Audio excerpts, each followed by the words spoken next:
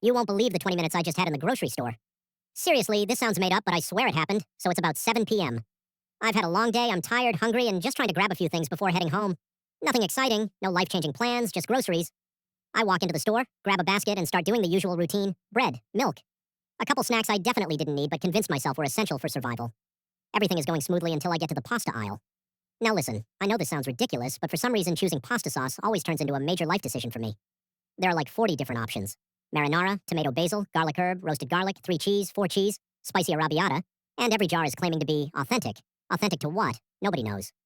So there I am, standing in front of this giant wall of pasta sauces, staring at it like I'm trying to solve world hunger.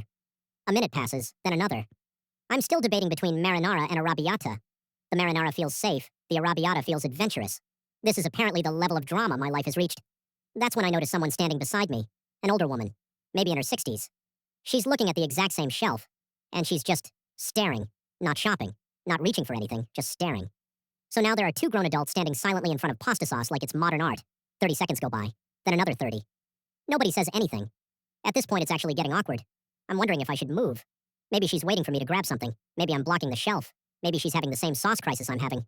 I don't know. Then out of absolutely nowhere, without looking at me, without any introduction, without even making eye contact, she says, "My husband left me for a woman who makes her own sauce from scratch." And let me tell you, nothing in my life prepared me for that sentence. I just froze. My brain completely stopped working. Because what exactly is the correct response to that? Do you offer sympathy? Do you ask questions? Do you pretend you didn't hear it? Do you recommend a different brand? I had no idea. There was this tiny moment where my brain was desperately searching for something intelligent to say, and it found absolutely nothing. So instead, I looked at her and said, "Well, her sauce probably isn't even that good." The second the words left my mouth, I thought, "Yep, that was a mistake." But then something happened. She looked at me.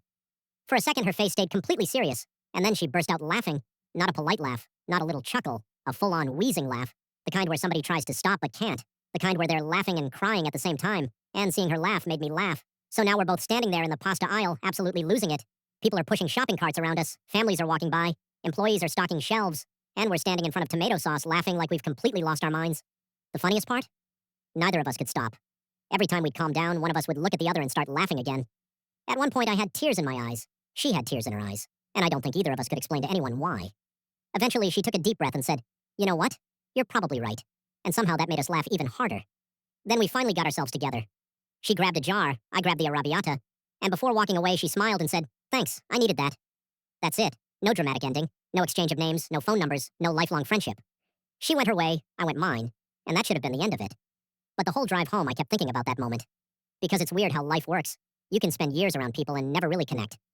Then a complete stranger says one unexpected sentence in a grocery store, and for 5 minutes you both understand exactly what the other person needs.